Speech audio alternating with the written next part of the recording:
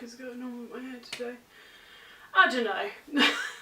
I am now uploading 3, that's 6. Hey guys, welcome to today's video. So, I've got a big announcement. If you watched my life update video a few videos ago, you will know that me and my boyfriend were trying to adopt another kitten. Well,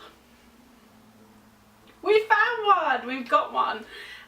So yeah, I'll just go back into like the story. So if you don't know, we found a kitten last year. I'm going to post the link of the video that describes all of that kerfuffle in my description below. Yeah, find the link to that one because it's a crazy story.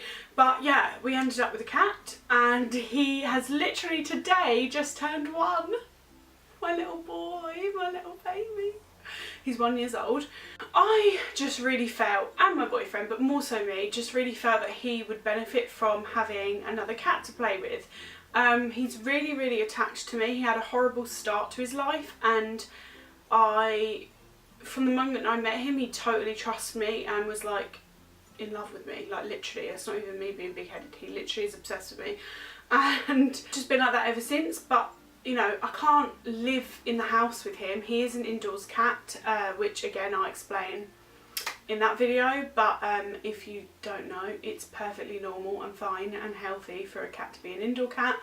And he's going to have the best of both worlds, because we're actually going to build a catio, which is a cat patio, in our back garden, which is going to take up like a quarter of our garden, which means that they can go outside, but they just can't run free and get attacked by unneutered animals or get run over or get ill, etc, etc. I just love him too much. So yeah, he's an indoor cat, and I just felt like he'd really benefit, like when we go out and stuff. He's not distressed, but I feel like he would just love to have a little friend, basically. So we started looking, and it was really tough actually. Like I explained in the life update video, no one really wanted to give us one, to the point where I nearly considered just buying a kitten.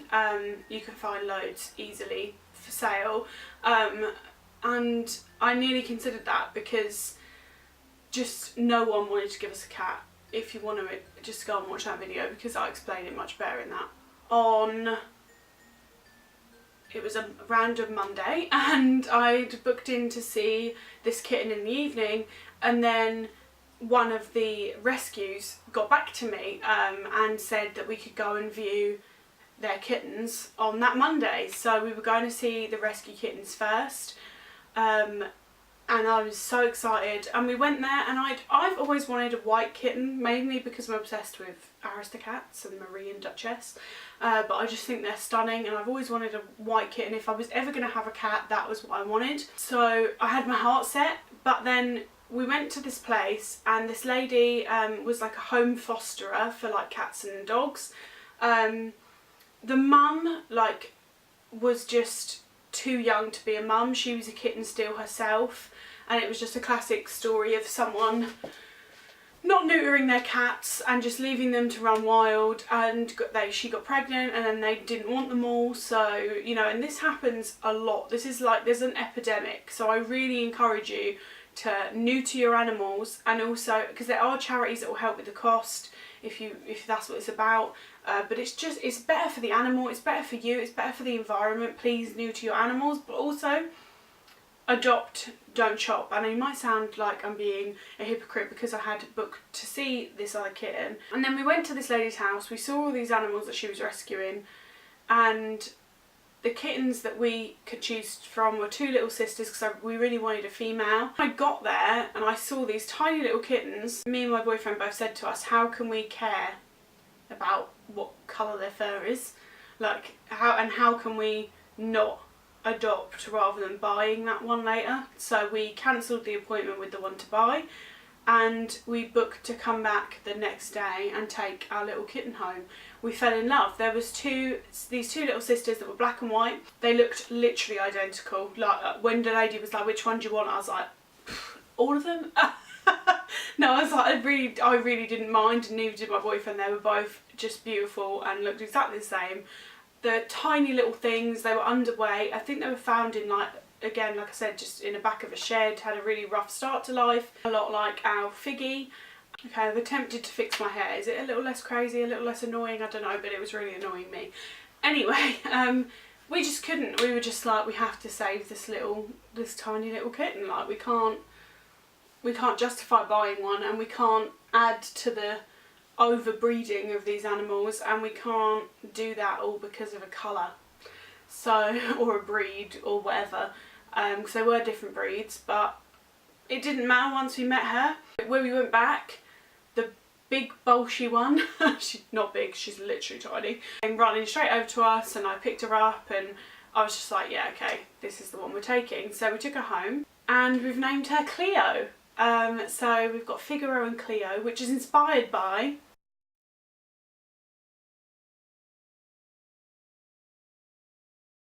the fish and kitty in Pinocchio. Now, Pinocchio isn't one of my, it's actually one of my least favourite Disney films, but Figaro and Cleo are so sweet. Figaro is so cute, the cat in Pinocchio, and Cleo is beautiful, and we just loved the names. We just really, really loved the names. We loved Figaro. When we were looking at Disney names for him, when we found him, we fell in love with Figaro, and we don't know anyone else with a pet that name, so we called him it. And then when we were looking at girls' names, I was like, oh, I really wanted Duchess or Marie. What were some other names that I liked? There were some other Disney names that I liked. I also thought of McGonagall from Harry Potter. I like Luna, but I feel like that's really popular at the moment for pets and for children. A lot of people calling their children Luna and their pets Luna, so I was like, oh, I don't know. And then I said, oh, well, there's Cleo, because Figaro and Cleo are like a pair in Pinocchio. And Ben was like, yeah, it's that. That's the cutest name. And he loved the name Cleo. And actually, when he was like, when we'd got her home and I said, so what are we definitely going to call her? And Ben was like, Cleo, 100%, I love that name, that's the name. And I said, well, I like that because actually my best friends when I was in primary school, one of them was called Cleo, and so I was like, yeah, and I always loved her name, and I always think that's a beautiful name, so I was like, yes, and it actually really, really suits her. So yeah, she's 8 weeks old. She's now 9 weeks old because we've had her a week. She's just had her first vaccinations done. When we got her, she weighed less than 1 kilogram. So tiny. Now she weighs just exactly 1 kilogram. She's still tiny, and it's so funny because up until the morning that we got her, I was saying to Fig, you're my little kitty, my little baby. I felt like he was really small because I'm used to big dogs, so he's always felt really small to me. And then when we got her and I looked at him, I was like, he is a lion. He is huge. He weighs, just to give you an example, he's only just 1. He's literally just turned 1. So he'll still keep growing, but he's 6 kilograms already. Everyone thinks he's part Bengal because he's like a feral stray. We don't really know where he comes from, but if he is, Bengals are big cats anyway. But yeah, so he's 6 kilograms and she's not even 1, so there's a big size difference. But she is just beautiful. She's delightful. She's so funny. She's affectionate. She's loving, she's cuddly, but she's also a live wire. Like, I think even more than Fig has ever been. I think she's a lot more wild than he is. She's crazy, scatty, always on the go.